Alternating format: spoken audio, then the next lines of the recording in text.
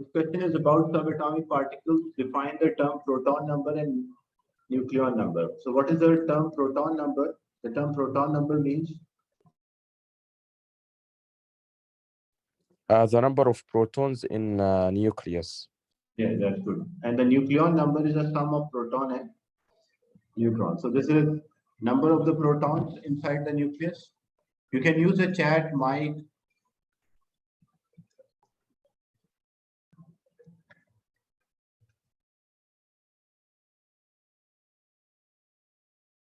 So the term proton number means it is number of protons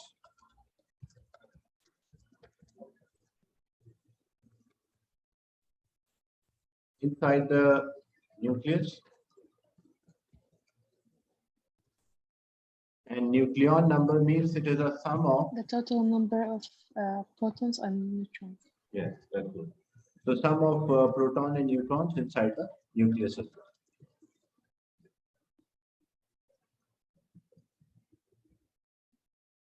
Then the second part, hydrogen, which is having a symbol 1 and 1, is the only atom that is having an identical proton number and a nucleon number. So what is the reason why hydrogen is having the same proton number and the nucleon number?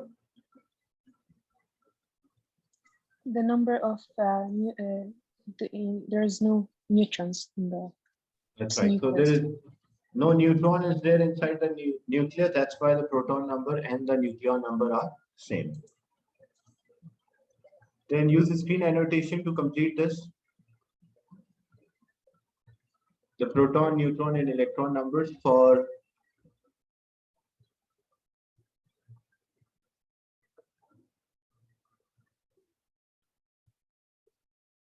fluorine, magnesium, phosphorus, iron, and strontium ion. For proton number, you can check the periodic table because here proton numbers or atomic numbers are not given. So fluorine is 9. Yes, you can use a periodic table. You have basically you have to use a periodic table because without using a periodic table, you cannot find the proton number. When you check the periodic table, proton number for fluorine is 9. And neutron number is a difference. So it will be 19 minus 9, so it equals to 10. What about magnesium? I thought, Mr. the proton number is equal to electron number. Yeah, proton number is equals to electron number. That's why it is, for an atom, it is equal. But if it's an ion, it won't be equal. Yes, okay, miss. Because this is an atom like magnesium is 12. So how many electrons are there? So that should be 12. But what about the neutron numbers, the total number of neutrons?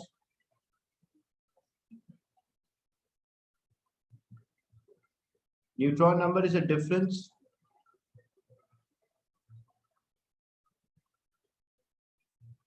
So it is 12 minus 26 minus 12, which is equals to 14. Then the proton number for phosphorus.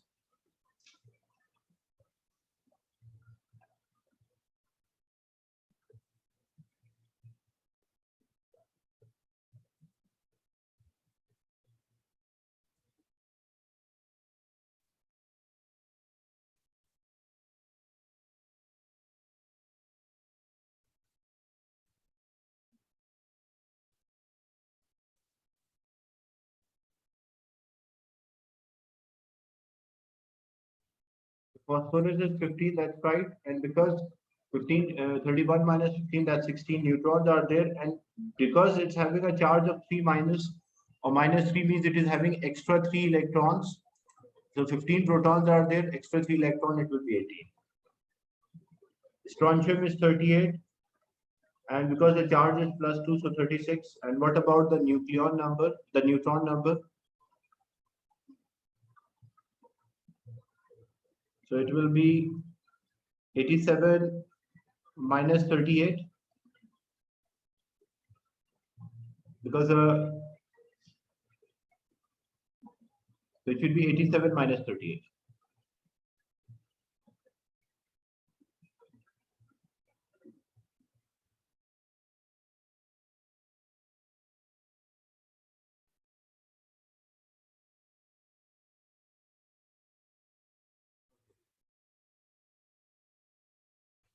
Then write a formula of a compound formed from fluorine and magnesium. So fluorine, again, you have to use a periodic table. Fluorine belongs to group 7, so the charge on a fluorine is -1. And magnesium belongs to group 2, so the charge is 2 plus or plus 2. So if you want to write a formula, magnesium is +2 and fluorine is -1, so magnesium fluoride will be So Mr. Mg Mg P F2. F2. What about the formula? Use screen annotation, write the formula for strontium phosphide. What is the formula for strontium phosphide?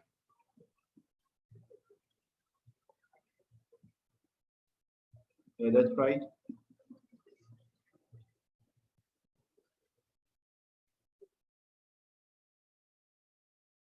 Then again, you will use the screen annotation to answer. I want participation from everyone. Either you can use a chat, mic, or annotate on the screen, because this is a revision, so it shows your understanding of the topic as well.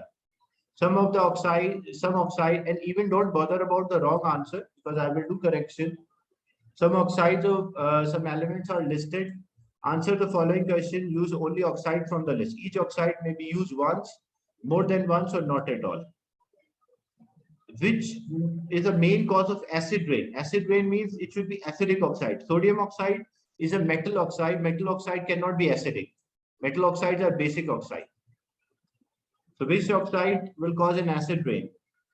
So you have to identify the non-metal oxides. What are the non-metal oxide? Carbon dioxide is a non-metal oxide. Phosphorus non-metal, silicon, sulfur, chlorine. These are not carbon mono, also non-metal oxide. So the correct answer is sulfur dioxide or SO2. Then which would give a solution of pH 14, which is a basic oxide. So what are the basic oxides? Sodium oxide, magnesium oxide. These are metal oxides or basic oxide. And some of the metal oxides can be amphoteric, such as aluminium. So which would give a solution with a pH 14. So we need a basic oxide. So which one is a basic oxide? Sodium oxide is a basic oxide. Which is colored? Which of the oxide will be colored?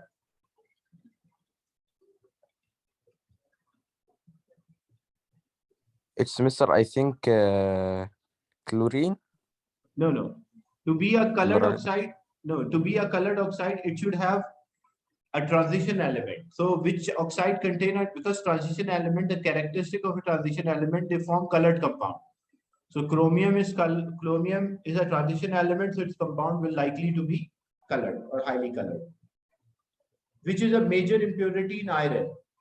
Like when we do extraction of iron, which is an impurity. So iron contain, when we extract iron, it contains silicon 4 oxide. So SiO2. Which is amphoteric. Amphoteric means can react with acid and alkali. The 3 amphoteric oxides which you should learn, remember the example, aluminum oxide, zinc oxide. There are more, but these are the 3 which you should remember as an example. So amphoteric oxide can react with both acid and alkali. And neutral oxide, the only neutral oxide which you are learning, that is carbon monoxide.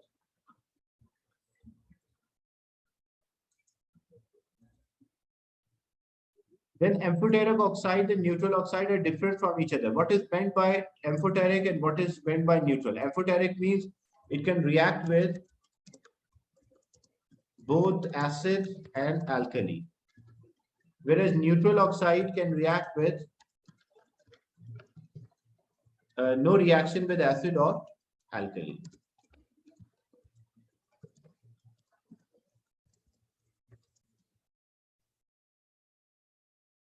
But does not react with acid nor with alkali.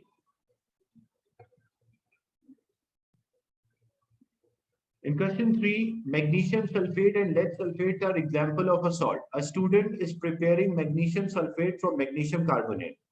So how a student is preparing? Student will take a container, a beaker, which is filled with sulfuric acid, because sulfate salts can be manufactured from sulfuric acid. So our dilute sulfuric acid is there, H2SO4. And this sulfuric acid, what student did, student had magnesium carbonate. and student had excess of magnesium carbonate. Excess of magnesium carbonate means more than enough or too much quantity of magnesium carbonate. So there will be unreacted magnesium carbonate when the reaction is finished. Magnesium carbonate unreacted will be there. And this solution, because magnesium carbonate react with sulfuric acid, so this solution will turn into magnesium sulfate and the sulfuric acid will be used up completely. So a student add excess of a magnesium carbonate to a small volume of a dilute sulfuric acid until no more magnesium carbonate react. How a student can know that no more magnesium carbonate is reacting? Because when magnesium carbonate or any carbonate react with acid, it will give salt, water, and carbon dioxide. So there will be bubbles will be there. There will be bubbles of carbon dioxide. So once there is no more bubbles or the solid does not dissolve, we know that all of the acid is used up. Student filter the mixture. So when student filter the mixture, the main purpose of filtration is to remove magnesium carbonate. Then student heated the filtrate. So when he removed the unreacted magnesium carbonate, now student is left with magnesium sulfate solution. So how we can obtain the salt from the solution? So either we can use evaporation or crystallization. A student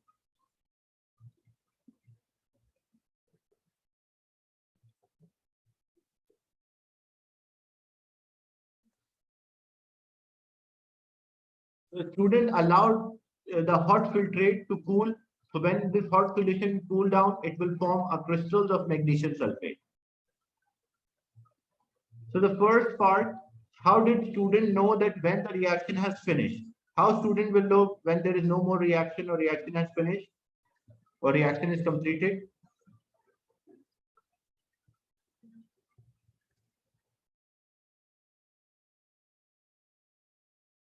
When no more magnesium carbonate would react. Yeah. So yeah, that's right. And how basically in terms of observation, that is true when no more magnesium carbonate react. So how he will know, well, what will the observation that there will be no more bubbles or no solid dissolve.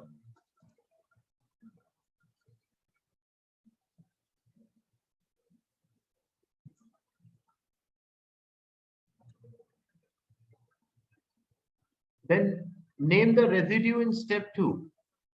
So when a student will filter off, like example, student use a filtration. So what will be the residue? The excess of magnesium carbonate. Yeah, that's right.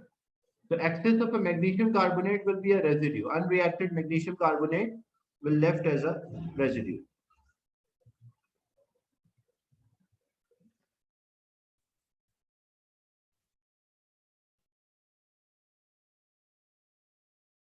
Saturated solution forms in step 3. What is a saturated solution? What is the definition of a saturated solution?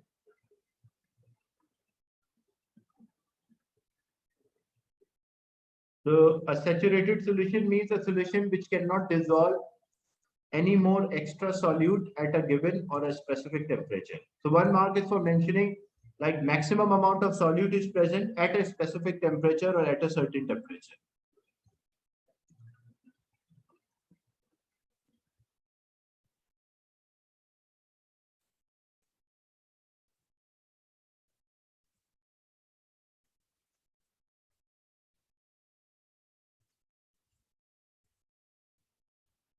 Then why magnesium sulfate crystals form during step 4. So in step 4, we cool down the solution. As you can see here, they mention a student allow the hot filtrate to cool. So when student allow the hot filtrate to cool down, what will be the observation? Why the crystals are formed? Because the solubility decreases with temperature. Like at high temperature, when the solution is hot, it can dissolve more solute as compared to a solution at low temperature.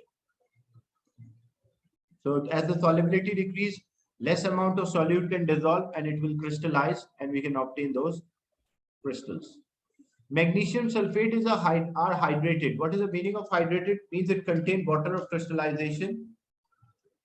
So we have mass of hydrated magnesium sulfate is 4.92. Mass of a water removed 2.52. Calculate the number of the moles. So how I'll calculate the number of the moles? We have the mass of a water. We need the moles of the water. So the formula, when you have the mass and you need moles, so formula is moles equal mass in gram divided by molar mass. So mass in gram, that is 2.52, and the molar mass of a water or molecular mass is 18. So 2.52 divided by 18, we'll get the moles of water, which is 0.14 moles. Then calculate the number of moles of anhydrous magnesium sulfate. Anhydrous magnesium sulfate means magnesium sulfate without water. So this is a magnesium sulfate with water, the mass of magnesium sulfate with water, and this is the mass of the water. So how I can first get the mass of an anhydrous magnesium sulfate? So that will be 4.92, the mass of hydrated, means which contain water, minus the mass of the water. We will get the mass of anhydrous magnesium sulfate. And after getting the mass of anhydrous magnesium, how much is this? 4.92 minus 2.52. So it will be 2.40. The 2.40 grams. The 2.40 grams of anhydrous magnesium, and then it is divided by 120. Why it is divided by 120? Because we are finding moles of magnesium sulfate. So magnesium sulfate, if we need the moles, so moles equal mass in gram divided by molar mass. Mass in gram of magnesium sulfate is 2.40, and the molar mass or molecular mass is 120. So when we divide, we'll get the moles of this anhydrous magnesium sulfate, which is 0.02. 0.02. Calculate the ratio of the moles of anhydrous magnesium sulfate to moles of water. So we have to take a simplest ratio. Moles of the water, moles of magnesium sulfate were 0.02, and moles of the water, which we calculated, 0.14. So to take the simplest ratio, we divide by the smallest value. So we divide both of them by 0.02. So this will be 1 and this one is 7. So the mole ratio or ratio of the mole between them is 1:7. Like if we have 1 mole of magnesium sulfate, means it contains 7 water molecules. So suggest a formula of hydrated magnesium sulfate. So what is the formula? If 1 magnesium mole is there, magnesium sulfate, 7 water molecules. So the formula for hydrated salt is MgSO4.7H2O.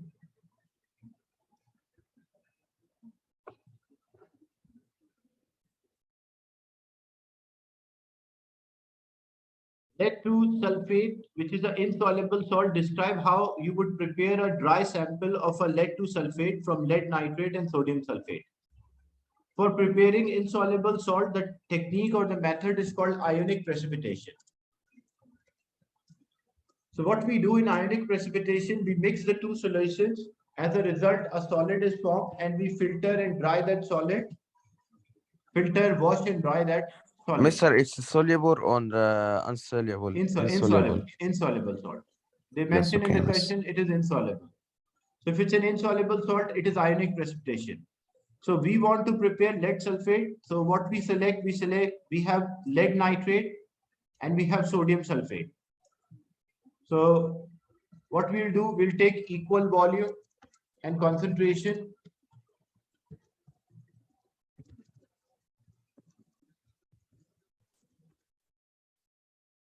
of lead nitrate and sodium sulfate. That is one thing. Then we mix them together.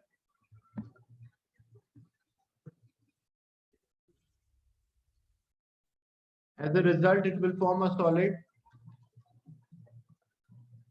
The precipitate will form, or precipitate of or solid lead sulfate is formed.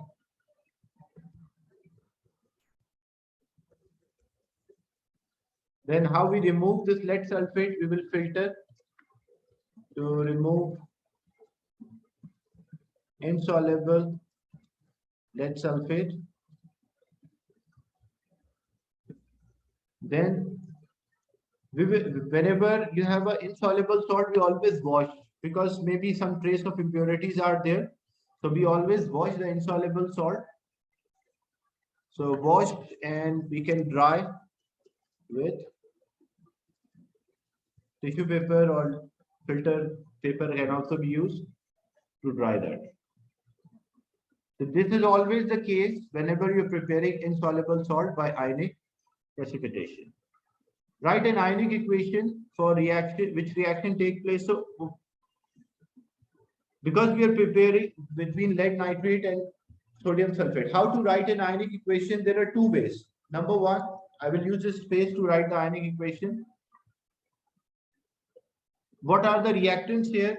Lead nitrate was there. So lead nitrate is PbNO3 in a bracket 2, because lead 2 nitrate, plus sodium sulfate Na2SO4. As a result, it will produce lead sulfate PbSO4 plus sodium nitrate NaNO3.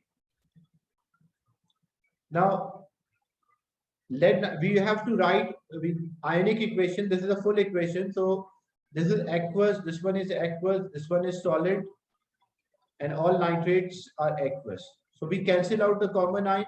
Nitrate is common in aqueous, it cancel out. Then sodium is common in aqueous, that also cancel out. So we are left with lead and sulfate. So it means the lead ion, which is +2, reacted with sulfate ion, which is minus, gives lead sulfate. So this is the ionic equation. Writing the state symbol, ions are aqueous and lead sulfate is solid. This is one way. Or there's also another way of writing the ionic equation. First, you identify the insoluble substance, like here the insoluble substance which is formed is lead sulfate. So we want lead sulfate as solid. So which ions can be reacted to form this lead sulfate? So there will be a lead ion and there is a sulfate ion. And ions are always aqueous because I dissolve. So this is the ionic equation for formation of lead sulfate by reaction of lead ion and sulfate ion.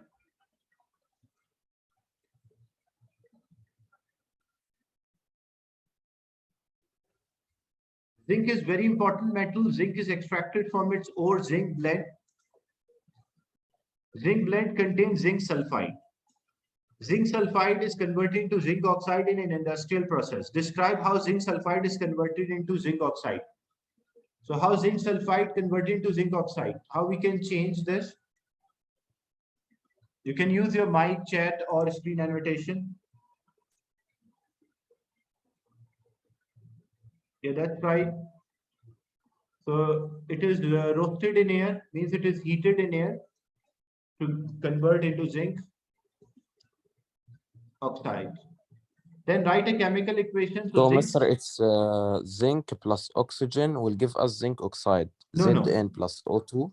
No, it is zinc sulfide plus oxygen. Sorry. Plus oxygen will give us Zinc oxide plus sulfur ZnSO. dioxide. That is a reaction. Because Yes. the ore is zinc sulfide, so zinc blend or zinc sulfide reacted with oxygen to give zinc oxide and sulfur dioxide.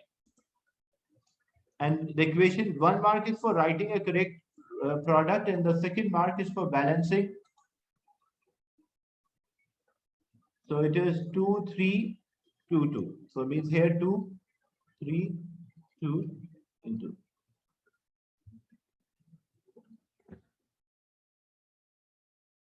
Then zinc oxide is then reduced in the furnace. Name a substance added to a furnace to reduce the zinc oxide. So what we add to reduce the zinc oxide?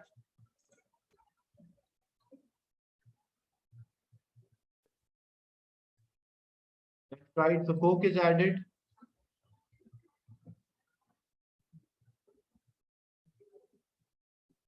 The coke is added to reduce the zinc oxide into zinc, like zinc oxide into zinc. And how zinc is removed from the furnace? Because the temperature of the furnace is high, so first zinc is vaporized and then it condenses. So temperature of the furnace is more than the boiling point of zinc. So it converts into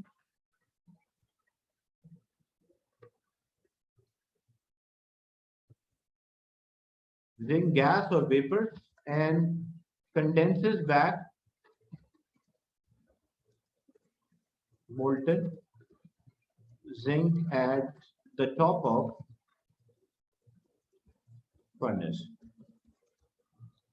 So this is basically what is happening. Like the temperature is high, so zinc converts into vapor and then it condenses. When rods of zinc and copper are placed in a dilute sulfuric acid, electricity is generated. Write an ionic half equation.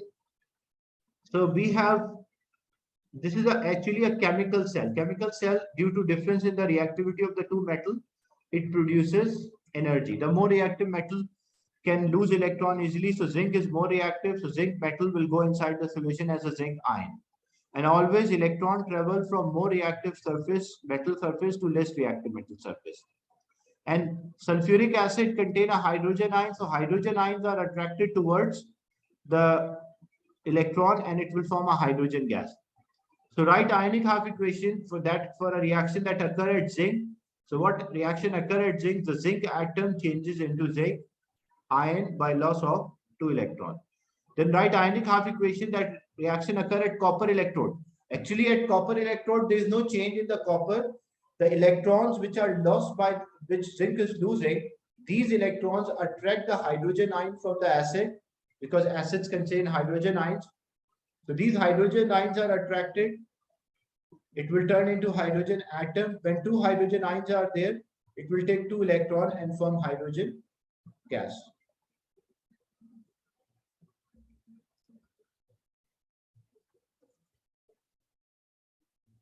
So always remember, for the more reactive metal, due to reactivity, it's called a negative terminal, and the less reactive metal is known as a positive terminal. This is a chemical cell. In a chemical cell, a chemical reaction produces electricity. In normal cell, electrolytic cell, we pass the current and there is a specific anode and cathode. But in a chemical cell, there is no specific anode or cathode. We just call the more reactive metal plate as a negative plate and the less reactive metal plate as a positive. So instead of saying anode or cathode, we say negative and positive because there is no specific anode and cathode. Is it clear, this one? Yes, sir, clear.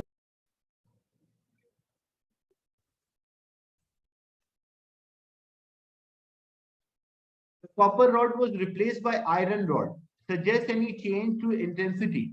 So how the voltage produced by a cell is affected by the difference in the reactivity. So we have potassium, sodium, calcium, magnesium, aluminium, zinc, iron, lead, copper, mercury, silver, gold, and platinum. So if we first we were using zinc and copper. Now they're saying we are using zinc and iron. So zinc and iron have a smaller difference in the reactivity as compared to zinc and copper. So now if the copper electrode is replaced by iron, so what will happen to the intensity of the lamp? It will decrease. And why the intensity of the lamp or the bulb will decrease? Because a smaller difference in the reactivity. And the reactivity. So a smaller difference in reactivity, low voltage, great. So if I want to produce a maximum voltage of a cell, I should use one made up of potassium and the other one is the least reactive metal. So here, the reason is that smaller difference in the reactivity.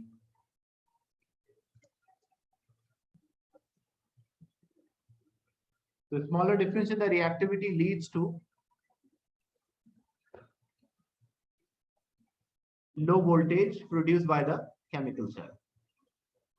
Then when a barium carbonate is added to hydrochloric acid, it will give carbon dioxide. This is a volume of a gas which we collected. The graph is there. Name 2 pieces of apparatus which we need to measure the rate of the reaction. Name 2 pieces of apparatus needed to take the measurement from the graph.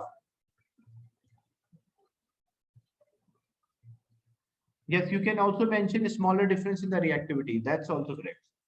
Less difference in the reactivity.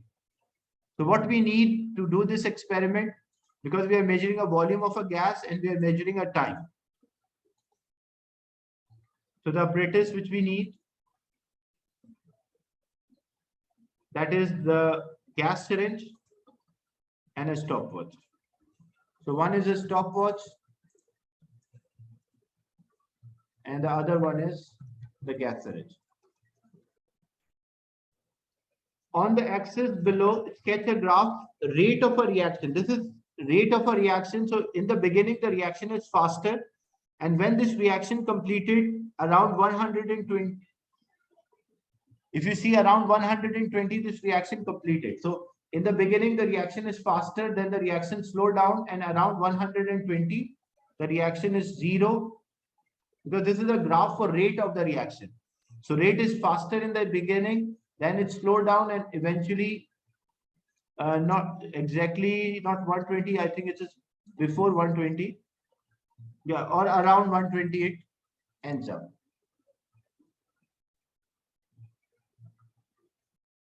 And because here the rate is 0, so that's why if you stop at this point, then it is not the right, because the rate, this is a rate, and rate becomes 0 when 120 or it stops. So your graph should touch the x-axis, which shows that the rate has completely decreased.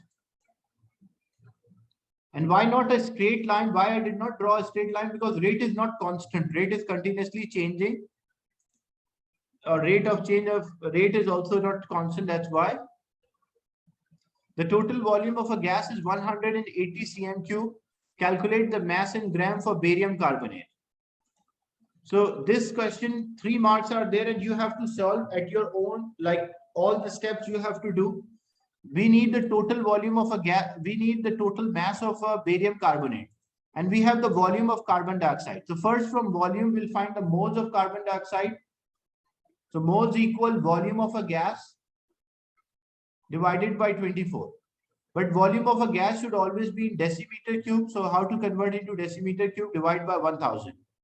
So when this divided by 1000, it will be 0.18. So 0.18 divided by 24, this will give us the moles of carbon dioxide. So 1.18 divided by 24, that will give us 0.0075 moles of carbon dioxide. So the moles of carbon dioxide, 0.0075. Now we get the moles of carbon dioxide. We need the mass of barium carbonate, but before getting the mass, we should get the moles. So what we'll do, we'll take a ratio between carbon dioxide and barium carbonate. The ratio between them is 1:1. So if the ratio is 1:1, if we have 0.0075 moles of barium carbonate, carbon dioxide, how many moles of barium carbonate? Same moles will be there. So now we have the moles of barium carbonate, which is also 0.0075. To get the mass in gram, the formula moles equal mass divided by molar mass. So moles are 0.0075. Mass we don't know. And the molar mass, how to get the molar mass of barium carbonate? You have to use a periodic table for this. So the periodic table in exam at the end of the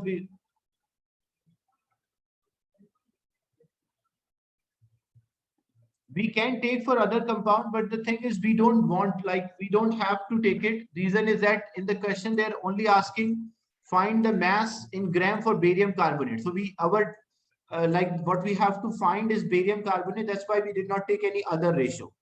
So carbon dioxide volume was given. Using a carbon dioxide volume, we got the moles of carbon dioxide, and using moles of carbon dioxide, we're specifically finding barium carbonate. If they ask HCl, we can also find for HCl. So we just take a mass of a barium carbonate. So you have to use a periodic table. Here barium is a group 3 element, barium is a group 2 element, which is 137.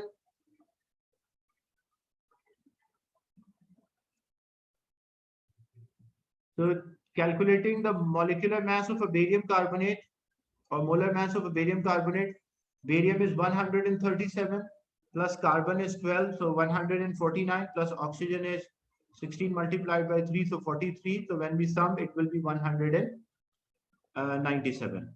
So 197 is multiplied, like this will be the total mass. So 0.0075 mass of a barium carbonate divided by 197. 197 is divided, other side it will be multiplied. So this will give us the mass of barium carbonate, which will be 1.48 grams. So first we have the volume of carbon dioxide, we got the moles, that will give you 1 mark. From moles, you will find the moles of barium carbonate, that will give you the second mark. And from moles of barium carbonate, you will get the mass of barium carbonate, that will give you the third mark.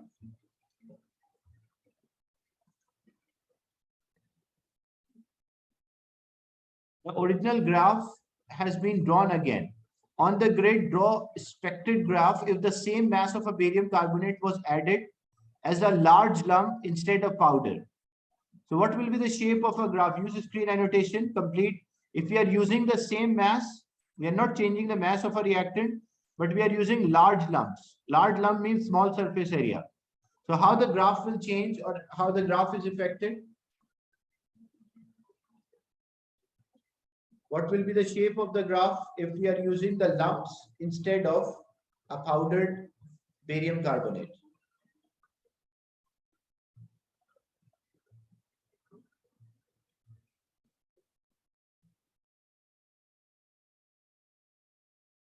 Yeah, that's right.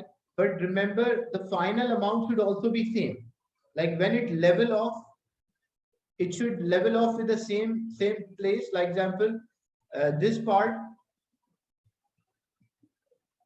it should, you can make any line under this, but it should level off with the same amount of carbon dioxide. Reason is that because we are using the same mass of a barium carbonate, so it should give us the same amount of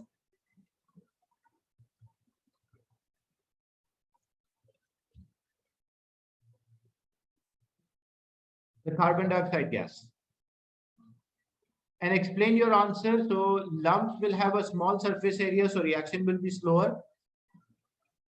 Now the original graph has been drawn again. On the grid, draw a graph if the concentration of hydrochloric acid is in doubled. So if we double the concentration, the rate will also increase. And second thing, what happened, like if this was giving 180 cm cube, then it will give 360. So then there will be 360 cm cube of a carbon dioxide will be there. So steeper slope, faster rate of the reaction, and it will level off at 360. Why? Because we double the concentration, so more particles are there, faster rate of reaction, as well as more product will be formed. So here 4 marks, 1 mark is for mentioning, like 2 marks are only for graph, steeper slope and higher amount, and then higher concentration means more particles. Yes, Noor?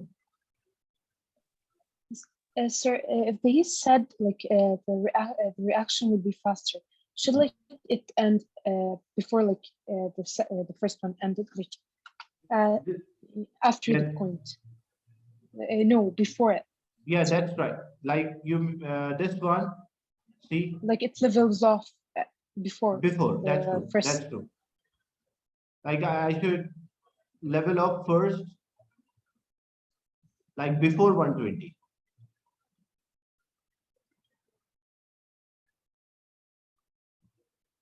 So this level of before 120.